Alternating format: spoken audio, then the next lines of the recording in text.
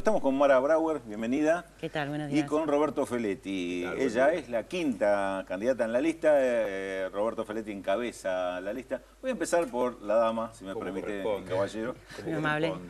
Mara Brauer es actualmente funcionaria en el Ministerio de Educación, subsecretaria de Calidad Y Equidad Educativa. y Equidad Educativa. Sí.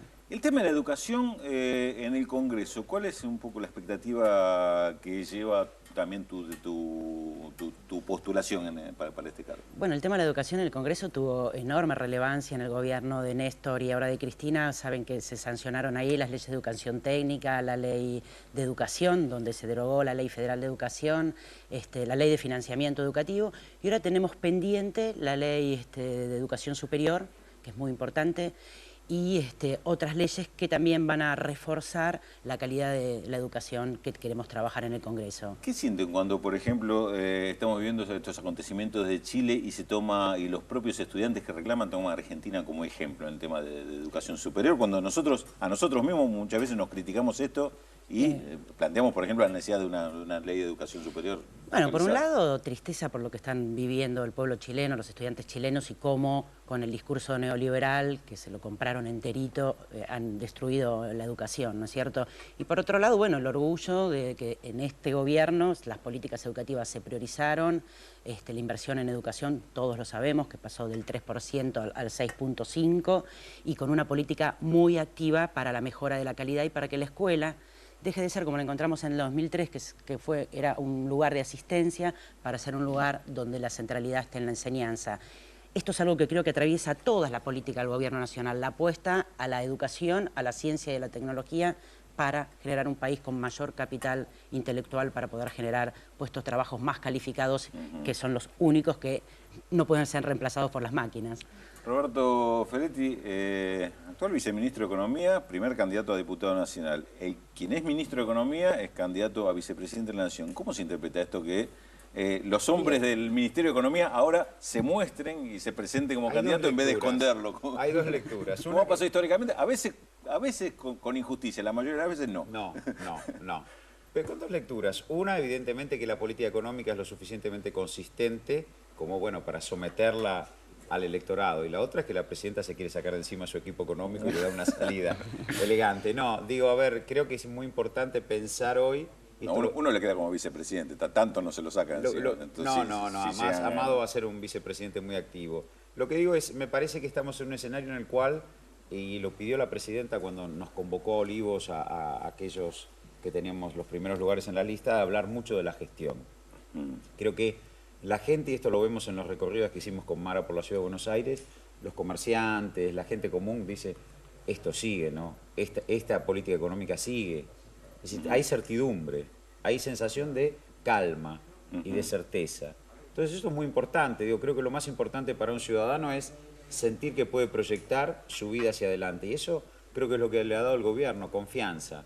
Confianza en este escenario de un mundo turbulento, por supuesto. Y ahora, en esto de hablar de la gestión, por lo menos a mí me llama la atención el enfoque o el punto de vista de donde se critican algunos actos centrales de la gestión. Por ejemplo, en los últimos días con el tema de la asignación universal por hijo, el ataque que se hizo desde algún sector, alguien que plantea que esto favorecería el embarazo infantil o... Bueno, fue desmentido por el médico del hospital que... Estamos hablando de Miguel del Cel. De Miguel del Cel, dirigente del PRO, digámoslo completo, porque digo, sí. Miguel del Cel es dirigente del PRO. Creo que es el único caso, digamos, que ha cometido un exabrupto en la discusión que se está dando. La oposición fue virando de un discurso de catástrofe, donde Argentina estaba al borde de la devaluación, del default,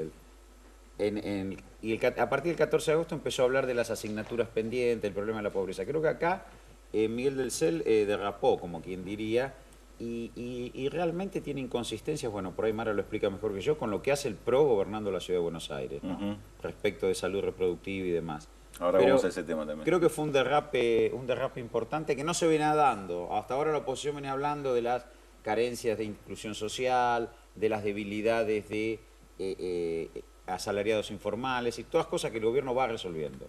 Y va en el camino de resolver, y la gente cree que el gobierno es capaz de resolverlo. Pero fíjate que también... Pero ahora de golpe apareció cierto derrape de la derecha más dura y pura, atacando un hecho concreto, ¿no? Claro, pero en este caso porque tocó un tema muy sensible y una forma demasiado abrupta de tratarlo, digo, pero también la semana pasada tuvimos el tratamiento del tema de la crisis económica mundial y la posición de Argentina en un seminario en el Congreso donde varios representantes de la oposición prácticamente ningunearon la crisis, dijeron que la crisis económica mundial no existía, porque Argentina se la creó con las condiciones que se Mira, fue en el dando, debate ¿no? que me tocó dar en la defensa del presupuesto, hasta propios diputados de la oposición reconocieron la excelente labor que se había cumplido en el 2009 frente a la crisis. Es decir, tuvieron que admitir que las políticas fiscales y monetarias habían sido consistentes. Y lo único que hacían era abrir dudas sobre el futuro.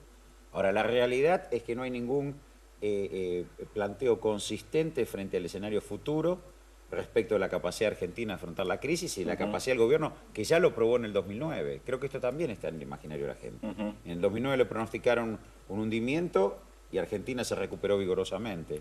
Bueno, Brauer, ¿la capital federal es un distrito con complicaciones propias para la educación o es una cuestión de políticas lo que genera esta situación conflictiva permanente? Recién veíamos en el resumen de títulos otra vez un paro docente. Claramente hay un problema de política educativa, de confrontación, de no cumplir con las leyes que rigen, por ejemplo, en el caso de la educación sexual, porque en el caso del CEL, primero es una mirada tremenda sobre los otros. Pensar que una chica se va a embarazar para cobrar plata habla muy mal de la mirada que él tiene hacia la gente.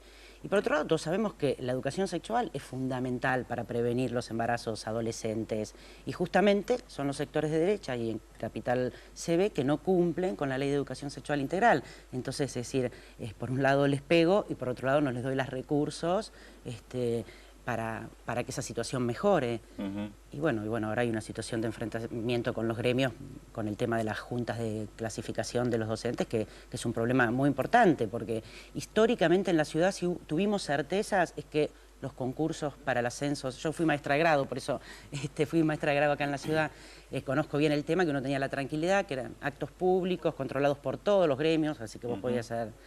tener alguna relación con un gremio, pero estaban todos ahí, más los representantes del Estado. Entonces, romper estas juntas de clasificación realmente preocupa a la democratización y a la transparencia de los actos públicos. Antes me hablaba del tema de... Y lo que yo quiero decir en relación a esto, ¿no? Que toda esta línea de pensamiento es después la que llevan al Congreso. Entonces, cuando se habla de un Congreso que funcione institucionalmente, bueno, nosotros decimos que tiene que haber un Congreso que acompañe la transformación del país y no un Congreso que retroceda, como lo han hecho muchas veces, quizás no acompañando leyes prioritarias como la de la procreación responsable, como la ley de matrimonio igualitario o como la de la movilidad jubilatoria. Digo, en los distintos temas podemos ver cómo se intentó trabar el desarrollo del país, que vemos todos tan exitoso, y por eso más del 50% votó este proyecto. Me pregunto y te pregunto, por afuera del Congreso, ¿se ve este proceso que se da adentro del Congreso? Porque, digamos, por lo que decía Fedetti,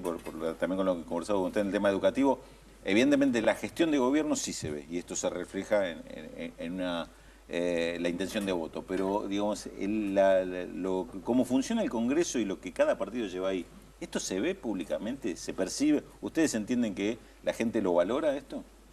¿Vos me preguntás el modo de funcionamiento del Congreso? No, si esto se ve de afuera, el modo de funcionamiento del Congreso, ¿no? Porque lo que me decía recién, digamos, esto se refleja en la posición de algunos partidos en el Congreso. ¿La gente lo ve esto? Bueno, yo creo que mucha gente claramente lo ve y hasta lo ve por omisión. Están diciendo que tienen que impedir que la cantidad de votos del oficialismo, del Frente para la Victoria, en la Cámara. Pero ellos han ganado las elecciones del 2009, tuvieron mayoría desde el 2009 ahora, y sin embargo no pudieron hacer nada porque se pelearon al otro día. Pero al otro día hubo un día que sí estuvieron todos unidos, que fue el día que se repartían los cargos, las comisiones. Pero luego no pudieron fijar agenda, por un lado porque hay un gobierno nacional con una agenda muy activa, y por otro lado porque en realidad es oposición por oposición en sí. Y nosotros creemos, ayer lo decía la presidenta, que tenemos que apostar a nuestro país, que tenemos que luchar por un país mejor. Y eso lo tenemos que hacer entre todos, claramente entre todos. Todos los actores son necesarios, todas las voces políticas son necesarias, pero como voces, no como meros gritos de no constantes, porque es muy importante lo que estamos haciendo. Un impacto en el imaginario de la gente muy fuerte que nos dejaran sin presupuesto el año pasado. Ajá, así. Esa sensación de colocar a la Argentina sin una herramienta clave para que el gobierno lleve adelante sus políticas. Y además, cuando la oposición presentó 3 propuestas de presupuesto distintas. O sea que tampoco había acuerdo en el bloque opositor y no había argumentos por qué dejar... Eso creo que fue un hecho muy visible para la gente, el dejar al gobierno sin presupuesto a lo largo del 2011. Con lo cual la gestión administrativa tiene una pesadez que en otro momento no hubiera tenido. Eso. Y frente a un escenario, un mundo turbulento, la gente quiere certezas, como decía antes. Esto sigue, nosotros estamos bien, estamos vendiendo bien, estamos tomando gente. Yo hablé con trabajadores de comercios de electrodomésticos, estamos bien, esa es la sensación. Entonces me parece que ahí es donde le juega el imaginario a la gente. Aparte este argumento que si se construye una mayoría parlamentaria, ¿peligra la democracia? No. Nunca peligra la democracia cuando la gente vota. Digo, eso es un argumento... Claro. Por lo menos. Nunca peligra la democracia por lo cuando menos, la gente vota. Desgraciado. ¿Quién de los dos para ir cerrando? O cada uno me da su concepto. ¿Cómo va a votar Cierra la dama, cierra la dama. Bueno, ¿cómo va a votar la capital federal? La dama es quinta candidata. Es quinta Feletti candidata. va seguro adentro. La dama necesitan una muy buena elección para que de 12 que se Esperamos eligen hacerlo, entre los 5. ¿Cómo va a votar la capital y por qué se está dando esto de el mayor acercamiento del electorado de capital hacia el kirchnerismo?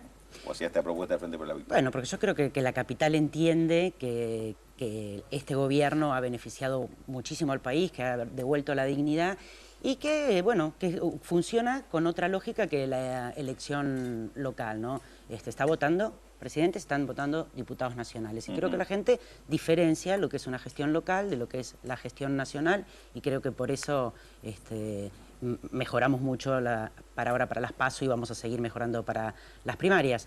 Y nosotros, bueno, apostamos a que entremos 5 diputados y claramente también nos acercamos acá al programa y les agradecemos que nos inviten al primero y al quinto, porque también en estas elecciones no se habló, pero generalmente otro de los discursos eran las famosas listas sábanas y nosotros justamente lo que queremos hacer es mostrar a todos los candidatos para que se vean. No hay nadie que se tenga que esconder, al contrario, es una lista de diputados que la verdad tengo el honor de encabezar y son todos compañeros de muchos años de trabajo, muy presentables en sociedad.